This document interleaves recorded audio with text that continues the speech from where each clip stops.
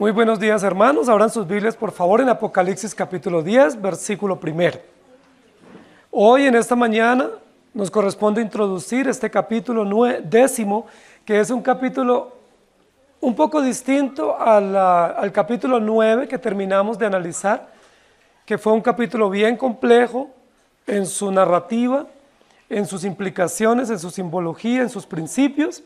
Pero hoy, en el número 10, comenzamos como una orientación un poco distinta en un sentido para complementar la serie de las trompetas que estamos desarrollando. Hemos estado estudiando el libro de Apocalipsis bajo un eslogan que nos ha servido como guía, no solamente práctica, sino también hermenéutica y teológica: Jesucristo, Cordero Vencedor. Es decir, nuestro único interés en el libro de Apocalipsis no es definir fechas, no es partir la historia y ver la implicación de los cumplimientos. Nuestro interés en Apocalipsis no es escatológico, no es terrorífico para que nos asuste. Nuestro interés en Apocalipsis es ver a Cristo en acción, desde el primer texto hasta el último texto. Por eso nuestro hilo hermenéutico es Jesucristo, Cordero Vencedor. ¿Cómo vamos viendo a Cristo? ¿Cómo vemos la obra de redención aplicada a lo largo de las páginas del libro de Apocalipsis? El libro de Apocalipsis presenta una estructura maravillosa. Recuerden que el capítulo 1 es una introducción, un preámbulo interesante describiendo la obra de Jesucristo. Luego capítulos 2 y 3 nos da una serie sobre las 7 iglesias. Luego hay un interludio que nos presenta el trono celestial, capítulos 4 y 5. Y luego entramos a una segunda serie, que es la serie de los 7 sellos. Los 7 sellos nos muestran la oficialidad del pacto de redención. Pero esos 7 sellos se presentan de manera no estructurada en un sentido, sino 4 sellos y 3 sellos. 4 que están relacionados y 3 que están un poco distintos, pero que hacen parte de la serie. Pero si ustedes recuerdan, una vez haciendo memoria, los primeros 6 sellos se presentan y luego hay un interludio y después se termina con el séptimo, y el séptimo es el preámbulo o la apertura o el preludio de la segunda serie. La segunda serie son las 7 trompetas. Las 7 trompetas mantienen la misma estructura, primero 4 y después 3. Pero entre esas 7 trompetas, las primeras 6 ya las narramos y luego viene un interludio, y ese interludio nos va a preparar para la séptima trompeta, que va a ser la apertura de la tercera serie, que es la serie de las 7 copas. ¿Me hago entender? Estamos entonces nosotros ante una joya de arte, que es Apocalipsis, no solo en su contenido, sino en su narrativa. La narrativa es toda una riqueza estilística maravillosa que nos muestra con lujo de detalles, casi como una liturgia, como si fuera un culto, como si fuera una obra de arte musical que tiene introducción o introito o preludio, luego tiene unas piezas extraordinarias, luego tiene unos interludios y así sucesivamente va avanzando hasta el final. A los que les gusta la música o les gustan los conciertos, saben lo que significa un preludio o un introito, un interludio o un posludio, que tiene que ver un lenguaje musical, pero básicamente es lo que nos está narrando aquí Apocalipsis. Hay cánticos, hay cantores, hay voces, hay diversas participaciones, pero absolutamente todo el libro de Apocalipsis está centrado exclusivamente en Jesucristo, el Cordero Vencedor. ¿Estamos de acuerdo? Capítulo 10, versículo 1. Vi descender del cielo a otro ángel fuerte, envuelto en una nube, con el arco iris sobre su cabeza, y su rostro era como el sol, y sus pies como columnas de fuego. Ese es el versículo que nos va a ocupar en esta mañana, y del cual vamos a sacar las verdades extraordinarias que tienen que ver con Jesucristo. El título de la predicación en esta mañana es Envuelto en una nube, en forma de exclamación, de admiración. Es algo admirable lo que nosotros vamos a ver hoy en este texto, de un ser, de un personaje que va a ser descrito como un ángel, como otro ángel fuerte, que se manifiesta envuelto en una nube. Es decir, se manifiesta, irrumpe en la historia, envuelto en una nube, para mostrarnos algo extraordinario de la gloria de ese personaje, la maravillosa victoria de ese personaje, pero también lo celeste, lo divino, lo grandioso, lo majestuoso de ese ser que va a aparecer descrito en este texto como un ser envuelto en una nube. Es maravilloso lo que nosotros vamos a ver. El texto comienza a decir, vi descender del cielo. ¿Quién está escribiendo? El apóstol Juan. Y Juan claramente, que está presenciando esta visión, dice, yo vi descender del cielo. No dice vi como descender del cielo. No es la apariencia de algo que él ve, sino que está firmemente seguro, está convencido de lo que él está viendo. Está afirmando, es una afirmación categórica de lo que él está viendo y lo que está narrando. Vi descender del cielo. Ahora recordemos que desde el capítulo 4, Juan está en el cielo, porque el ángel le dice, sube acá y presencia los acontecimientos. Pero ahora pareciera que Juan está en la tierra. Dice, vi descender del cielo. En los capítulos anteriores, recordemos, el capítulo 9 y capítulo 7 nos dice que descendió un ángel del cielo. ¿Recuerdan? Y luego en el capítulo 9 dice, vi otro ángel que descendió del cielo. Y luego aquí en el capítulo 10 dice, vi descender del cielo a otro ángel fuerte. Muchos ángeles en estos capítulos. Por eso muchos piensan que Apocalipsis es un culto a los ángeles. Es un culto a la riqueza de la corte celestial que adora a Dios y que rinde culto. Si nosotros pensáramos así, estuviéramos ante una diversidad de ángeles que son descritos con muchos detalles de apariencia, de fortaleza, de poder y de una manifestación celestial y divina. Nosotros pudiéramos entender así el libro de Apocalipsis. De hecho, la mayoría lo han entendido así. Hay muchos ángeles, entonces cada uno de los que estudian el libro de Apocalipsis ubican a estos ángeles en diversas categorías. Entonces algunos dicen, no, el que pasó era un querubín, ¿cierto? Y luego ahora vino un serafín en el capítulo número 9. Y ahora en el 10º estamos ante un querubín, que ni sabemos qué es eso. La Biblia no habla de que cada uno de estos seres que están siendo descritos, habla de que sean diversas categorías o clases de ángeles. Arcángeles, querubines, serafines. La Biblia no habla de eso. Entonces pudiéramos decir que este ángel que desciende del cielo es simple y llanamente otro ángel, que manifiesta unas apariencias extraordinarias con un colorido y un brillo de su rostro muy fuerte y con una actitud imponente que desciende del cielo. Recuerden ustedes que en el capítulo 9, la mayoría de los biblistas dicen que ese ángel que descendió, que cayó del cielo, es Satanás y que tiene las llaves del pozo del abismo, es decir, del infierno.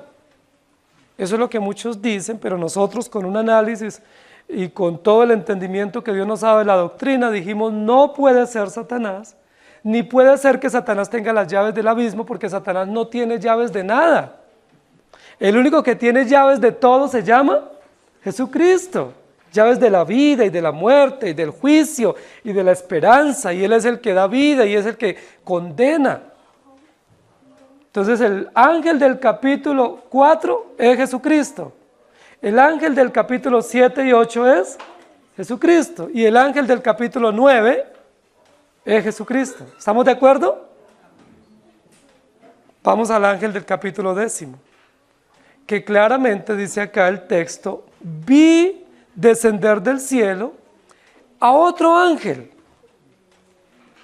Noten bien la descripción aquí que hace el texto. Vi descender del cielo a otro ángel.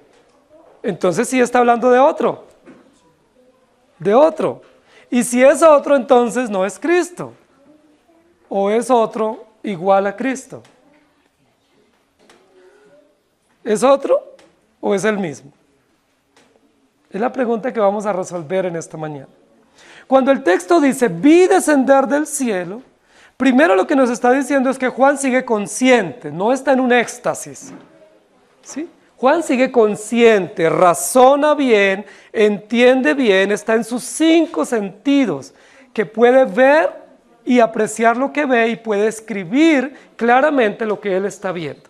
Juan no está llevado, pues, de una posesión o un éxtasis donde él no tenga conciencia racional de lo que está viendo. Él está viendo claramente. Pero luego lo que él ve es que desciende del cielo, es decir, baja, ¿sí? O se manifiesta desde la atmósfera, desde la parte alta del firmamento, otro ángel. ¿Por qué Juan dice otro ángel? Puede ser porque realmente es otro, o puede ser porque lo que se va a describir, el carácter, la imponencia o los detalles que se van a describir son nuevos en el libro de Apocalipsis con relación al mismo ángel que no se habían descrito anteriormente. Yo creo firmemente que lo que nos va a describir es al mismo ángel que ha sido descrito anteriormente, pero con aspectos del carácter y de su justicia y de su imponencia que no habían sido descritos hasta este momento en el libro de Apocalipsis. Por eso cuando dice otro ángel, no es otro ángel, sino otros aspectos de la descripción del mismo ángel que estamos viendo desde el capítulo 1. ¿Están de acuerdo conmigo? Para poder seguir. No puede ser otro ángel porque solo puede descender uno del cielo con esa apariencia que se nos va a describir. Ahora muchos dicen, bueno, es que es otro ángel, no puede ser Cristo, porque Apocalipsis no relaciona a Cristo como un ángel. Solo hay un texto en la Escritura que dice que Jesucristo es un ángel mensajero. Ahora, hemos dicho ya en otras oportunidades que cuando la Biblia relata aquí que otro ángel, pues por supuesto no dice que es Cristo, pero nosotros por contexto tenemos que definir y concluir que es Jesucristo. Ahora, Jesucristo no es un ángel. Jesucristo es Dios. Porque los ángeles son creados. Y los ángeles son mensajeros. Y los ángeles cumplen funciones, pero Jesucristo no cumple funciones. Jesucristo es Dios. Soberano, Rey eterno, Salvador eterno, Juez eterno. Pero ¿por qué aquí se nos describe como otro ángel? Porque está siendo descrito como el mensajero de Dios, siendo Dios mismo, enviado del cielo para cumplir el propósito de la redención. No es en términos exactos un ángel, pero Jesucristo sí es mensajero de Dios, mediador entre Dios y los hombres, enviado para efectos de la redención. Por lo tanto, como mensajero se le puede atribuir el título de ángel, aunque en esencia no es ángel, en esencia es Dios, el Hijo de Dios eterno y absoluto, pero por función, por oficio que cumple aquí en el libro de Apocalipsis, se puede relacionar como un ángel, como un mensajero. ¿Estamos de acuerdo? Es igual como cuando la Biblia dice que algunos hospedaron ángeles en sus casas, es decir, hospedaron mensajeros. Y a veces nosotros decimos, es que usted me llegó como si fuera un ángel. ¿Qué es lo que yo estoy diciendo? ¿Que él es un ángel? No. Pero su forma de llegar y el mensaje que me dio o lo oportuno del servicio y de la utilidad que él me prestó es como si usted fuese un ángel para mí. Es decir, me ayudó, me sirvió. Vi descender del cielo a otro ángel fuerte. Esa descripción o ese adjetivo calificativo que nos va a decir aquí el texto nunca se había descrito en el libro de Apocalipsis. Si ustedes notan, en las otras descripciones cuando dice un ángel, nunca dice un ángel fuerte, por lo tanto es otro aspecto de la descripción. Es un aspecto que nunca había sido referido para ese ángel que está describiéndose desde el capítulo 1. Vi descender a otro ángel fuerte, entiéndase así, vi descender al mismo ángel con otro atributo que no había sido descrito, el cual es fuerte o fortaleza. Se va a describir en este capítulo la fortaleza, la imponencia, la firmeza de este mismo ángel que está viniendo desde el capítulo 1. ¿Me hago entender? Este adjetivo calificativo es supremamente importante, Porque este ángel no es simplemente un mensajero débil que solamente cumple funciones, no, es un mensajero fuerte, imponente, vigoroso, que aparece en el firmamento, de tal manera que cuando irrumpe en el firmamento, lo primero que ve Juan, el apóstol que está presenciando la visión, no son los detalles. Lo primero que él puede ver es un adjetivo calificativo, es decir, la fortaleza, la imponencia, la capacidad, la firmeza con la cual se manifiesta este ángel celestial que viene y que desciende a la tierra. Esto es una cosa muy importante para nosotros, porque nos está describiendo el carácter de Cristo. Y Cristo, lejos de ser un mensajero débil o endeble o cobarde, es un mensajero fuerte, vigoroso, imponente, soberano, con gran autoridad en el cielo y en la tierra. Recordemos que hay básicamente dos aspectos como el ser humano y la sociedad ha entendido a Jesucristo. Pero la gran mayoría de las personas piensan que Jesucristo es débil.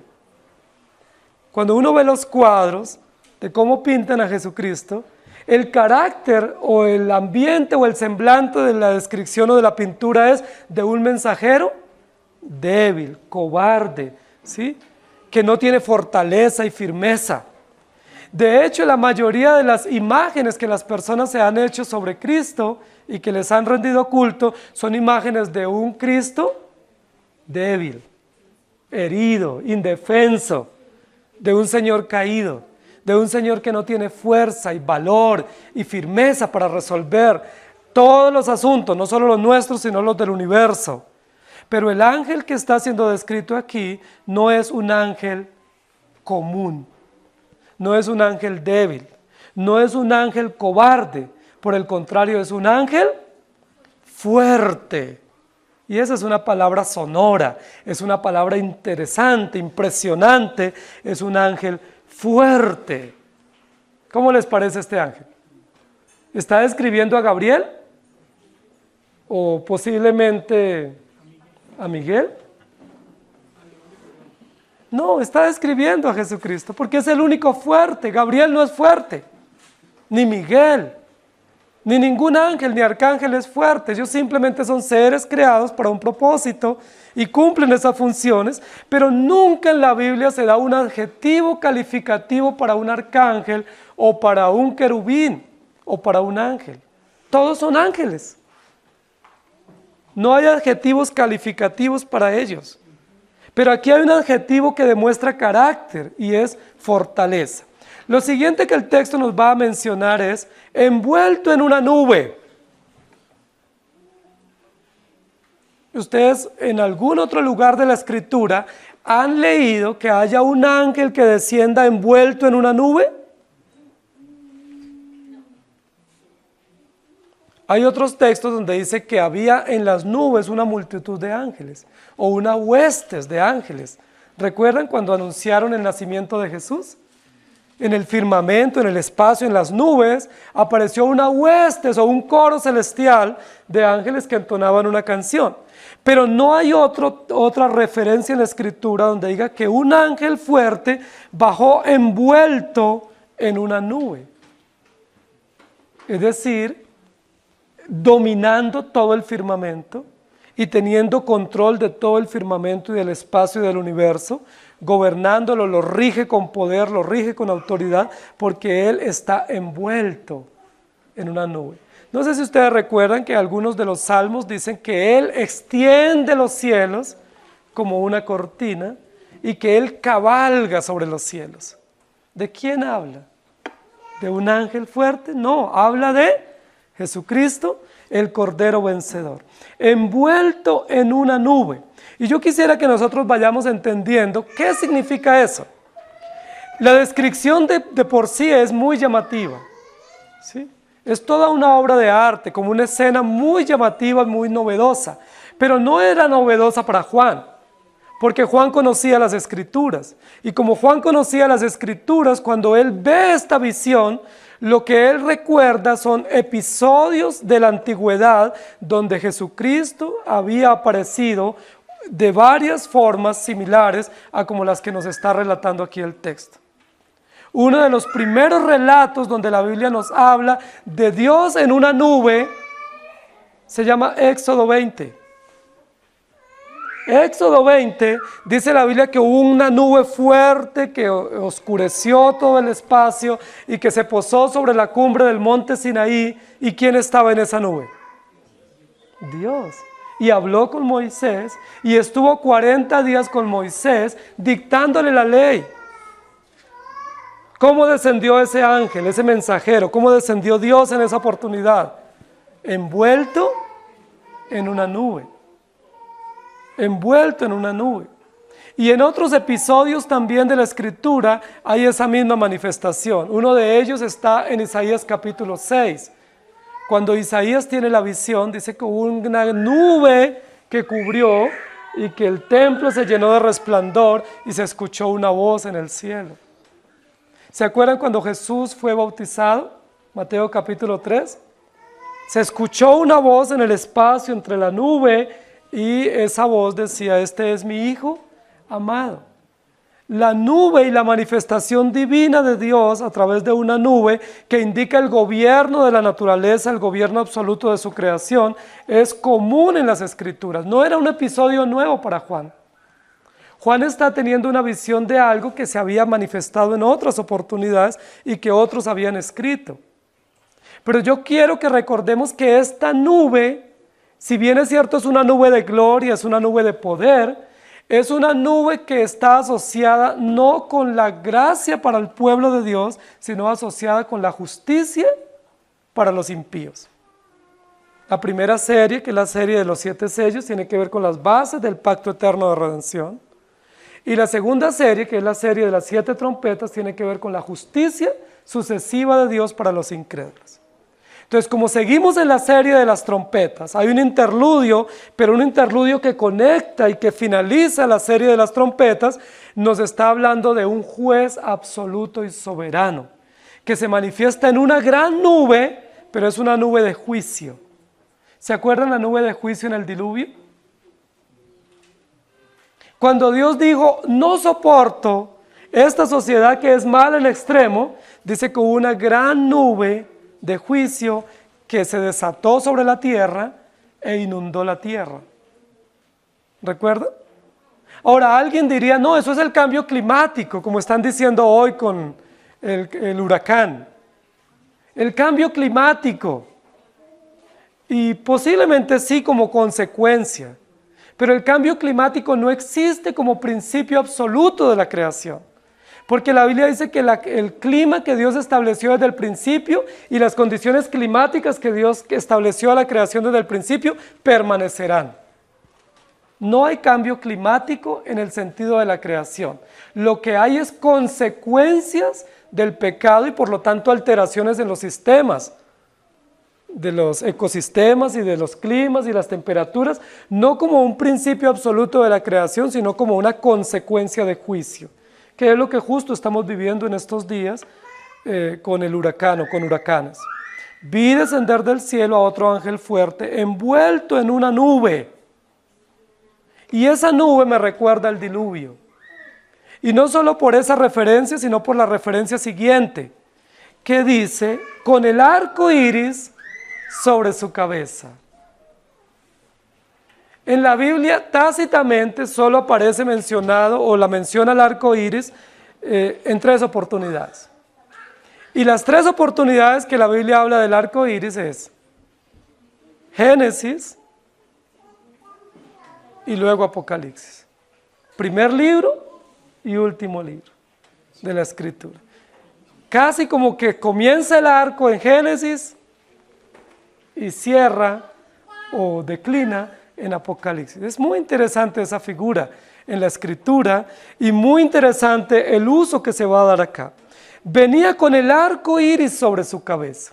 Ahora nosotros nos imaginaríamos un ser que aparece y un arco iris que le cubre atrás. Sí, que en la imagen o en la fotografía aparece el arco como atrás, como en el fondo. ¿Sí? Pero lo que está diciendo aquí realmente no es que el arco iris está de fondo, sino que tiene el arco iris sobre su cabeza.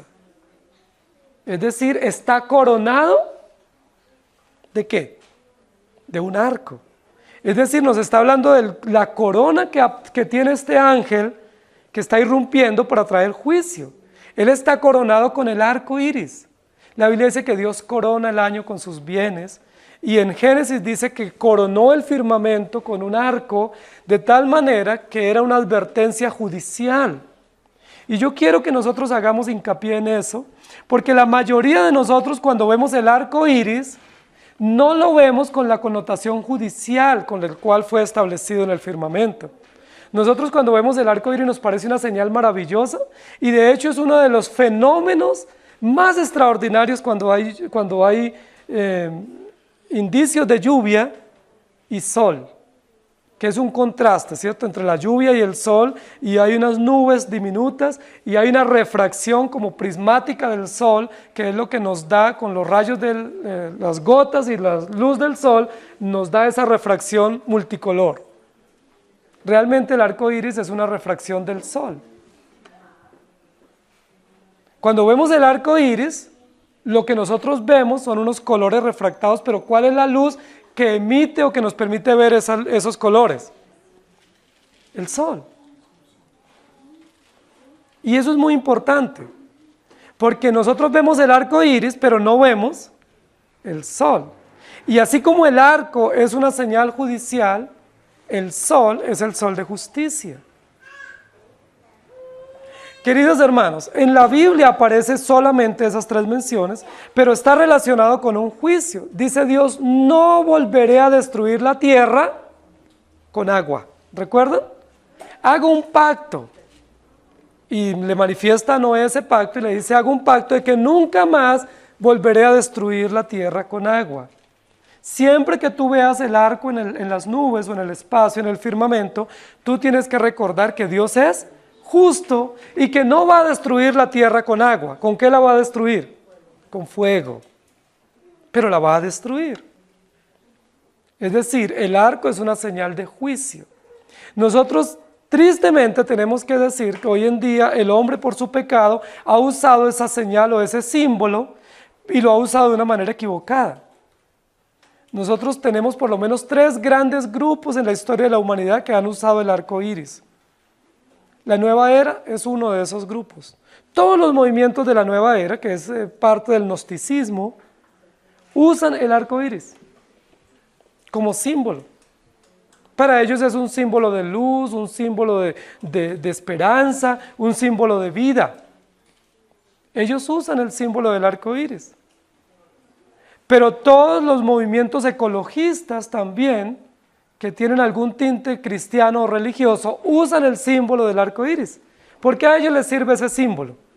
Porque dicen que la creación es diversa, que es multicolor, todo el tema de la armonía, de la belleza, y lo usan como símbolo en sus ideologías. Pero hoy en día está muy en boga el uso del símbolo del arco iris por los movimientos homosexuales. Y lo usan también, y ellos lo usan para decir que hay diversidad sexual y que toda esa diversidad pues está aceptada y que es legítima y que todo confluye en un mismo símbolo o en una misma figura de muchos colores. Esos 3 grupos principales en el mundo usan el símbolo del arco iris. Nosotros los creyentes no usamos el símbolo del arco iris, porque el símbolo del arco iris para nosotros es una señal de juicio y no una señal redentiva. ¿Qué símbolo usamos? La cruz. Porque la cruz para los cristianos es un símbolo redentivo que nos muestra la gracia condescendiente de Dios. Pero el arco iris, ¿qué nos recuerda? La justicia de Dios. La justicia de Dios que viene de manera plural sobre todos los hombres. El juez es singular, pero la justicia es obrada de manera plural para todos los hombres. ¿Por qué es multicolor? ¿Qué nos quiere recordar los colores del arco iris como señal judicial? Que personas de todas las tribus, los pueblos, las lenguas y de todas las razas y de todas las condiciones sociales y políticas tendrán que enfrentarse al juicio de Dios. Eso es lo que significan los colores del arco iris. que todos los colores, condiciones políticas, económicas, ideológicas de todas las naciones y pueblos, todos tendremos que comparecer ante el tribunal de Cristo. Esta descripción de este ángel que está descendiendo en el capítulo 11, está diciendo que quien viene, quien aparece en el firmamento, y Juan puede ver, es un juez. Se nos presenta como un juez, no como otro ángel, en el sentido de que sea un mensajero común, sino que ese mensajero es un juez. Y a nosotros nos aterra nomás pensar que hay un juez al que tenemos que enfrentarnos. Si nos llega una invitación a un almuerzo o a una fiesta, nos ponemos felices. Pero si nos llega una citación a un juzgado, ¿cómo nos sentimos? Nos angustiamos, nos ponemos nerviosos. ¿Qué será? ¿Qué hice? ¿Qué hago? ¿Cómo respondo? ¿Cómo voy vestido? ¿Qué diré? Inmediatamente nosotros buscamos un abogado que nos oriente. ¿Qué hago? Me llegó esta notificación. Porque es terrorífico para nosotros saber que nos notificaron o nos citaron a un juez. Porque no sabemos cómo reaccionar. Pero si nos invitan a una fiesta, a un paseo, nosotros no llamamos a un abogado. No nos angustiamos. Pero esto es una notificación de que este ángel viene con una connotación judicial. Por eso es un ángel fuerte. La justicia de Dios es fuerte. Se impone de manera imperante, vigorosa sobre la tierra y sobre los hombres injustos, y este ángel está asociado con todo el control que él tiene en la naturaleza y con el arco iris sobre su cabeza. Es decir, él viene coronado de justicia, coronado de soberanía, coronado de poder, para juzgar ¿a quiénes? ¿A quiénes tiene en su mente? ¿A quiénes tiene en su cabeza que va a juzgar? A todos, no importa el color. No importa el color de la condición política o económica, Él los va a juzgar, porque su manifestación es poderosa y es vigorosa. Es muy importante eso que está diciendo. Si ustedes recuerdan, capítulo 5, hizo el capítulo una descripción a una piedra, al zafiro. Y recuerden que dijimos que el zafiro es una de las piedras preciosas más durables, ¿sí?, comparada con el diamante o con la esmeralda, y que el zafiro es una de las piedras prismáticas, es decir, que hay una refracción de luz que emite como muchos visos de colores. Por eso es una piedra tan extraordinaria. No es inusual la mención del capítulo 9 al zafiro, y luego que en el capítulo 10 nos hable del arco iris. ¿Se acuerdan que dijimos que el zafiro era una de las piedras que tenía en el pectoral el sumo sacerdote? Que estaba en la segunda hilera y que habla de la justicia de Dios para los pueblos. Ese zafiro puesto a la luz del sol de justicia, ¿qué emite? Un prisma. Es decir, unas luces multicolores o unos destellos o unos brillos que pareciera que son muchos colores. No es inusual esa manifestación de esa piedra preciosa con el arco iris. Hay una relación directa. Es decir, el zafiro, que representa la firmeza y la estabilidad del gobierno de Cristo, del reino de Cristo, emite unos visos o unos destellos que alcanzan a personas de todas las condiciones políticas y sociales y económicas. ¿Para qué los alcanza? Para ser juzgados. Porque Él es el sol de justicia, coronado de justicia. Desciende envuelto en una nube, coronado de justicia. Es decir, ese rey de justicia que viene a traer juicio sobre las naciones.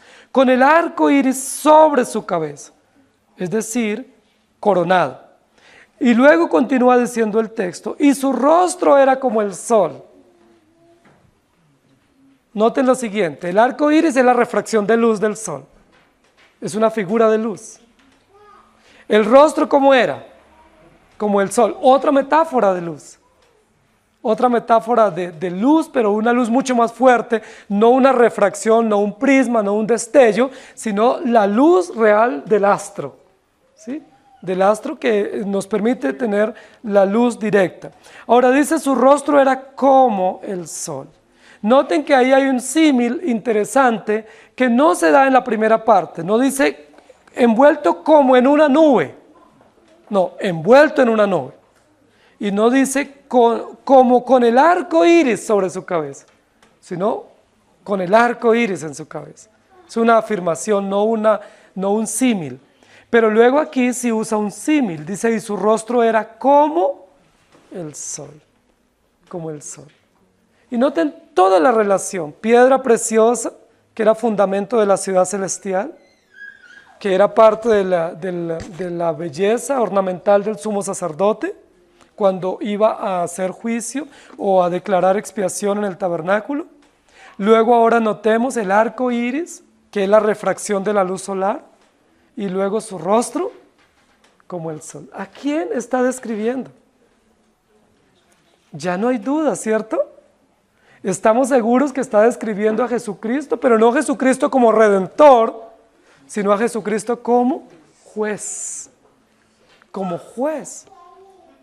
No ese cordero como inmolado que da esperanza y confianza al creyente, sino ese redentor justo, imponente y soberano que se presenta como juez, que también da esperanza al creyente contra los que oprimen al pueblo de Dios.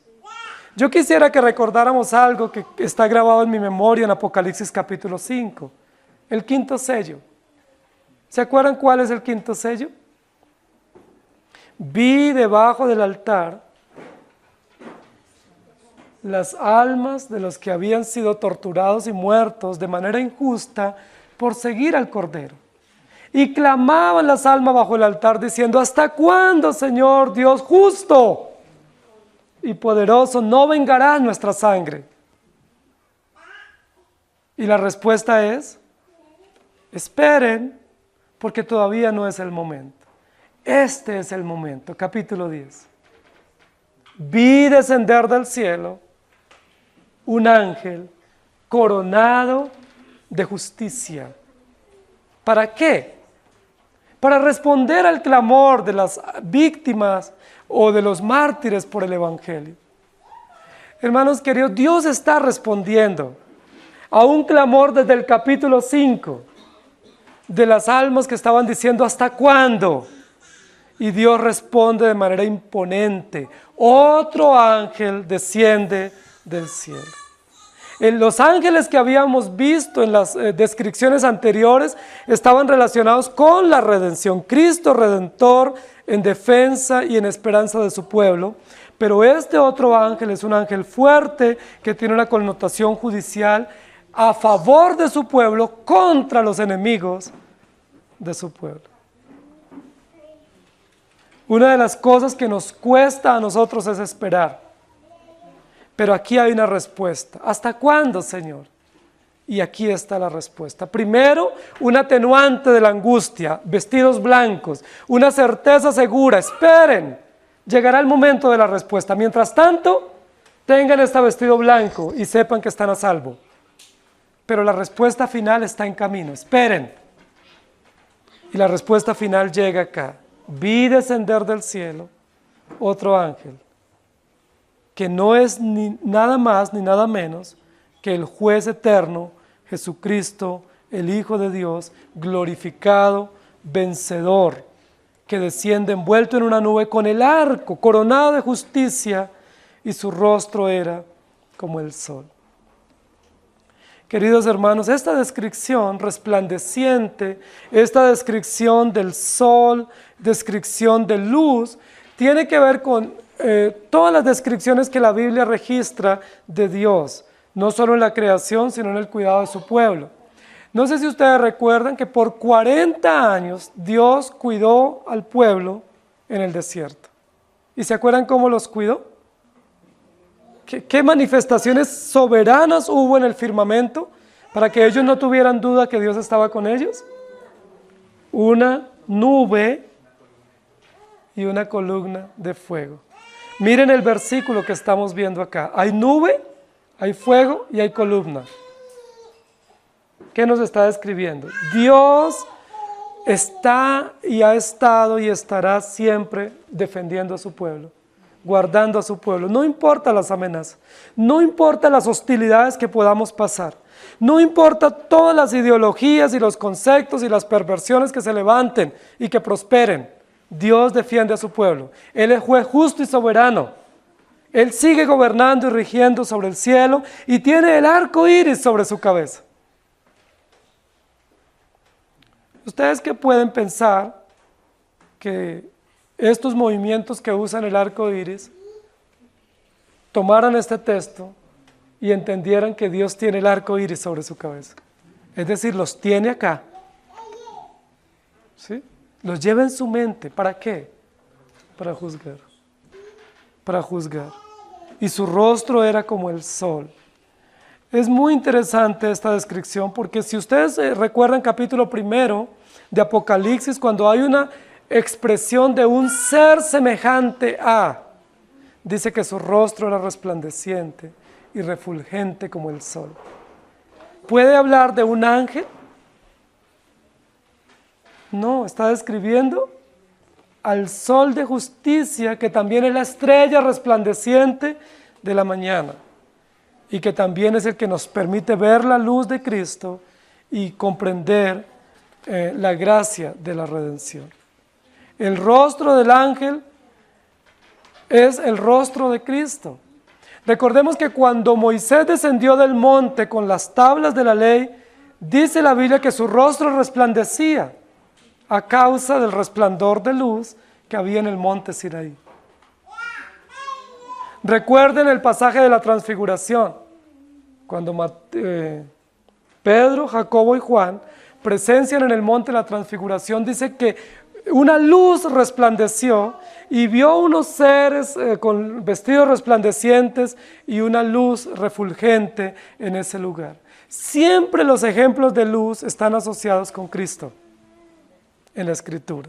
En este caso, con la esperanza que tenemos de Cristo. Pero las metáforas de luz, en el caso de los incrédulos, nunca les dan esperanza. Son terroríficas para ellos. Y aquí lo que nos está diciendo es que Jesucristo está vestido de luz. Su rostro es luz, su rostro brilla y resplandece. Y por eso dice la Biblia, los incrédulos no van a Cristo, porque no quieren que sus obras de tinieblas sean expuestas a la luz. Pero los creyentes no nos angustia el sol de justicia, porque más bien es una insignia de la victoria de Jesucristo. Es una señal del brillo judicial de Cristo, el cual tendremos que presenciar. Lo que nos está diciendo acá es que ese ángel que desciende del cielo es Cristo mismo, no solo que se pasea entre su pueblo como redentor, sino que desciende como juez. Apocalipsis capítulo 1, 16 dice, tenía en su diestra 7 estrellas. De su boca salía una espada aguda de 2 filos y su rostro era como el sol cuando resplandece en su fuerza, como el sol al mediodía en tierra caliente. Mateo 17, 2. Y se transfiguró delante de ellos y resplandeció su rostro como el sol y sus vestidos se hicieron blancos como la luz. Está describiendo este versículo a Jesucristo. No es otro ángel, es el mismo ángel, Jesucristo, Cordero Vencedor, que es mensajero de Dios para establecer juicio y justicia contra los enemigos de Dios y contra los adversarios del pueblo de Dios, que durante un gran tiempo clamaron justicia. ¿Hasta cuándo? Hasta que Él venga, vestido de justicia, coronado de justicia y con su rostro resplandeciente. Segunda de Corintios 4:6, porque Dios que mandó que de las tinieblas resplandeciese la luz, es el que resplandeció en nuestros corazones para iluminación del conocimiento de la gloria de Dios en la faz de Jesucristo. Cuando las tablas de la ley se dieron, o la ley de Dios se publicó, hubo luz, hubo rostro resplandeciente, hubo brillo. Y yo quisiera que notáramos que hay una relación directa en este texto con el desarrollo de la historia. El arco iris nos muestra la época de los patriarcas. ¿Recuerdan? Noé y los patriarcas. En el comienzo, antes de la constitución del pueblo de Dios, del pueblo de Israel. Pero luego esta segunda parte de su rostro semejante al sol nos recuerda un periodo cuando ya el pueblo estaba constituido y Dios los guardó en el desierto, con luz resplandeciente, nube que los protegió, y Dios cuidando a su pueblo. Pero luego el texto continúa diciendo, y sus pies como columnas de fuego. Otra metáfora de luz. Cabeza, arco iris, rostro como el sol y sus pies como columnas de fuego. Otra metáfora de luz. Otro ejemplo de brillo, de refulgencia, que describe claramente la justicia de Cristo. Hermanos queridos, estos textos que nos están describiendo aquí la Escritura, además de darnos esperanza a los creyentes por la justicia perfecta de Cristo, deben ser terroríficos para los incrédulos. Porque ellos que usan y abusan de símbolos bíblicos, estos símbolos están en la corona de Dios para venir contra ellos.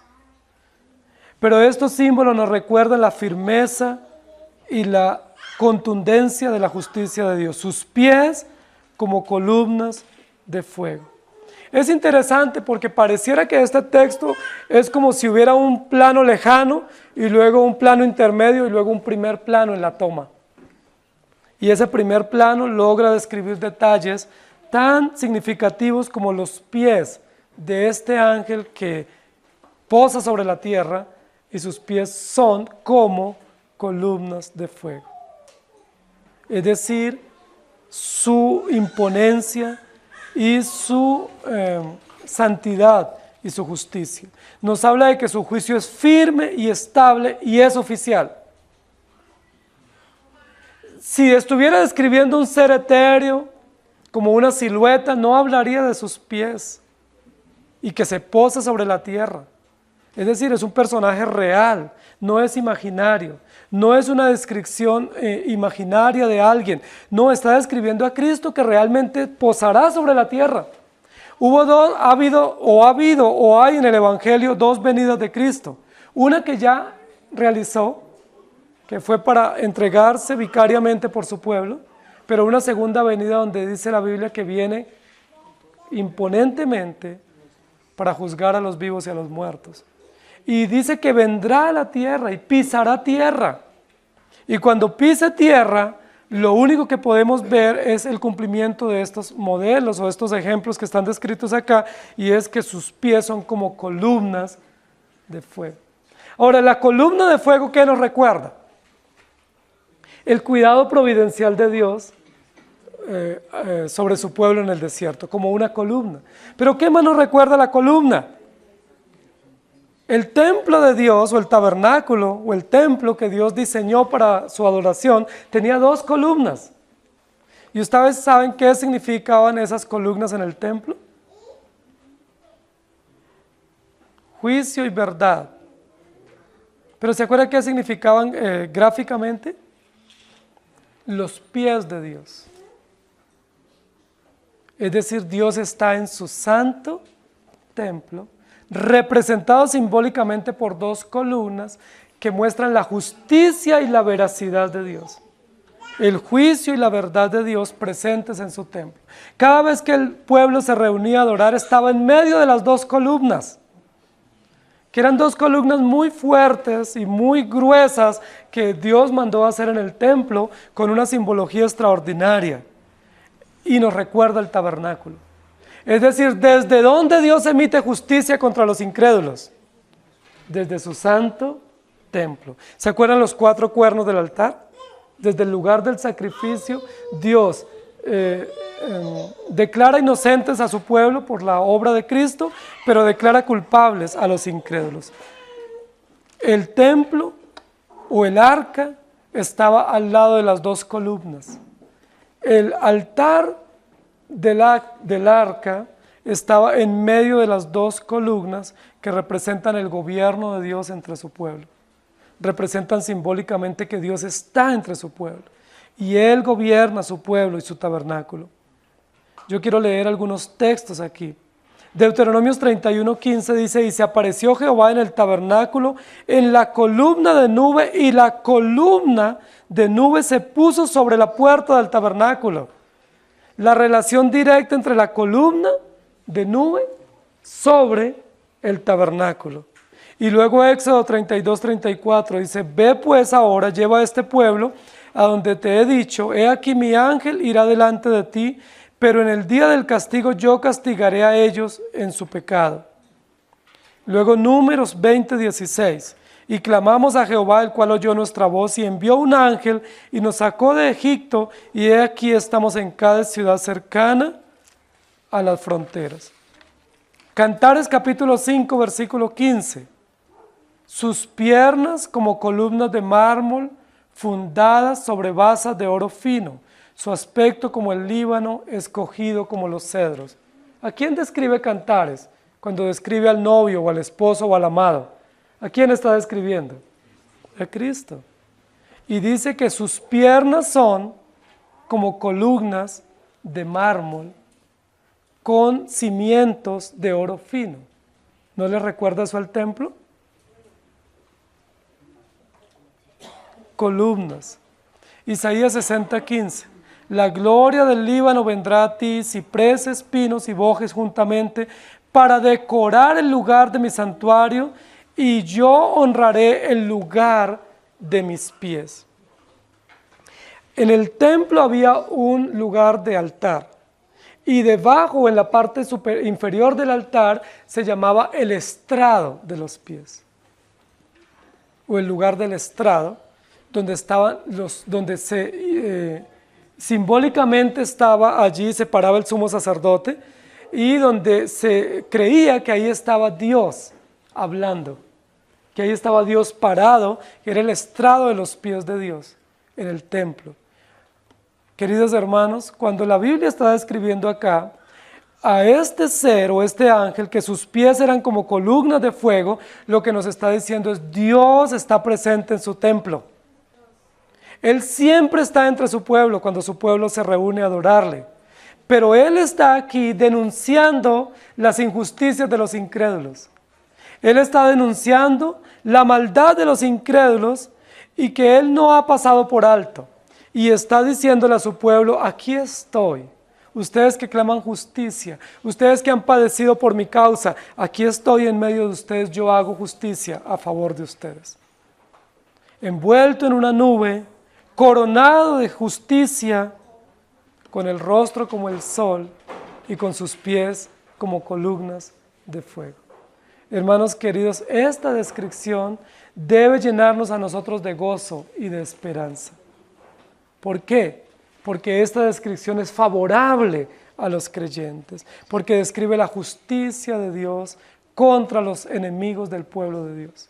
Es muy favorable esta figura, porque si fuera contra nosotros deberíamos aterrorizarnos, porque ¿quién puede soportar la luz de Cristo? ¿Quién puede soportar el fuego de sus pies y el rostro refulgente de su rostro? Del sol, ninguno. De hecho, si uno se queda mirando el sol cuando está en su fuerza, hay serios daños hasta poder perder la vista. Pero Juan dice que era como el sol, es decir, Él está entre nosotros para darnos esperanza, para castigar o para enjuiciar a aquellos que a lo largo de la historia han venido en contra del pueblo de Dios. En la primera parte de la historia, ¿quiénes estuvieron en contra de los patriarcas? Una sociedad pagana que negó a Dios y se levantó en contra del pueblo de Dios. Luego en el periodo de los jueces, ¿quién estuvo en contra del pueblo de Dios? Los pueblos vecinos y toda su idolatría. Y luego en la monarquía, ¿quién estuvo en contra de la ley de Dios y de su pueblo?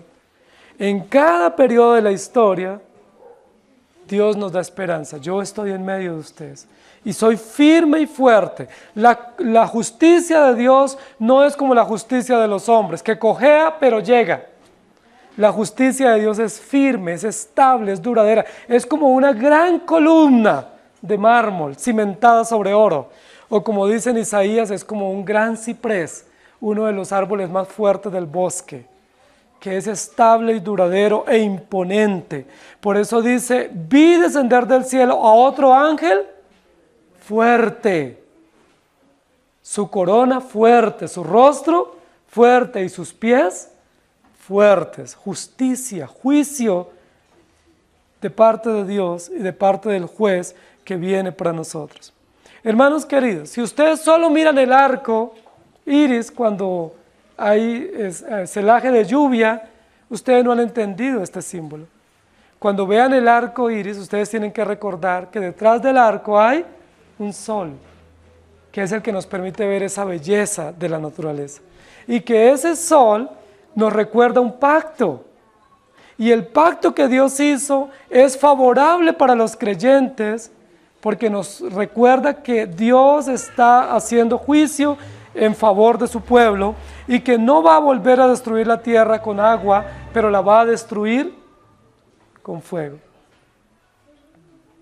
El arco iris nos recuerda que la creación está gobernada por Dios y que Dios está en medio de ella, envuelto en una nube para defender a su pueblo y para juzgar a los incrédulos.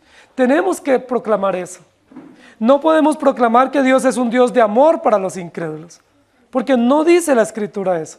Tenemos que decir que Dios es un juez justo y furioso y severo contra los incrédulos y que les va a juzgar.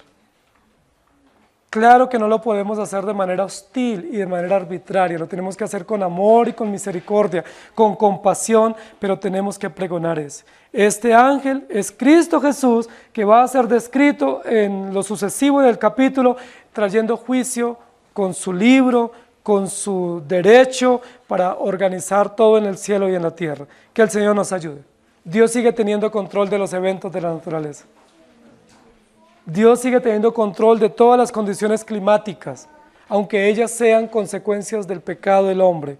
Y Dios sigue teniendo control de las circunstancias nuestras, aunque clamemos hasta cuándo, la respuesta es, llega el día preciso en que Él de manera perfecta y soberana defiende a su pueblo y justifica plenamente a sus hijos. Que el Señor nos ayude. Señor, gracias por esta mañana, por permitirnos recordar que tú eres soberano y que tú eres Dios perfecto en el cielo y en la tierra. Y si bien es cierto, eres nuestro Redentor, Cordero sustituto, que moriste en propiciación por los pecados de tu pueblo, también no podemos olvidar la verdad conexa con esta, y es que tú eres juez, soberano y perfecto. Tú eres fuego consumidor. Tú eres juez. Gracias por recordarnos eso. Un día compareceremos ante el tribunal tuyo, pero ya tus hijos que hemos sido cubiertos por tu gracia y cubiertos con el manto de tu justicia, no iremos acobardados. Posiblemente iremos cantando esa canción del Apocalipsis, porque tú eres digno y porque a ti pertenecen la justicia y el honor, porque tú moriste y eres el Cordero inmolado. Posiblemente tu pueblo irá a ese juicio, como dice la Escritura, con palmas en las manos, entonando alabanzas a la suficiencia de Cristo y a la grandeza de la redención, entonando canciones a la gloria de Jesucristo. La primera venida de Cristo fue para morir vilmente por estos hombres que le crucificaron y a causa de los pecados de tu pueblo. Pero la segunda venida tuya será una venida imponente, una venida fuerte, una venida estable y firme para juzgar a los vivos y a los muertos. Te damos gracias porque la una verdad sin la otra no es completa. Las dos verdades, gracia y misericordia, vida y muerte, salvación y condenación están en tus manos, están en tu poder y nos muestran lo pleno y lo completo del juicio y del mensaje eterno de la redención. Ayúdanos a entender que ya nos has perdonado, pero que sigues siendo nuestro juez y nuestro redentor. Y que todas nuestras acciones pecaminosas tendrán que ser expuestas ante ti.